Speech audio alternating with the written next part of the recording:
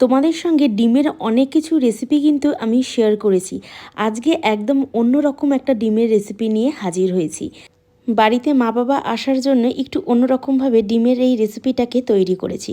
তোমরা দেখে নিয়ে বাড়িতে তৈরি করো আর জানিও কেমন হয়েছে। সাদা তেলের মধ্যে গোটা সর্ষে ফোড়নে দিয়ে পেঁয়াজ, দুটো মাঝারি সাইজের পেঁয়াজ আমি দিয়ে লাল লাল করে ভেজে নিলাম। এর ফাঁকে আদা, রসুন, টমেটো, শুকনো লঙ্কা একটা সুন্দর পেস্ট তৈরি করে নিলাম। পেঁয়াজ ভাজা হয়ে গেলে এই পেস্টটা দিয়ে পরিমাণ মতো নুন, হলুদ, জিরে গুঁড়ো, গরম মশলা দিয়ে আবারও ভালো করে কষে নিলাম। এরকম লম্বা করে কাটা ক্যাপসিকাম আর পেঁয়াজ দিয়ে আবারও ভাজা ভাজা করে নিলাম। ওপরে আমি এখানে 1 চামচের মতন চাট মশলা দিলাম, যাতে এই রেসিপিটা একটু চটপাটা তৈরি হয়। আর সেদ্ধ করা ডিম মাঝখান থেকে কেটে দিয়ে দিলাম।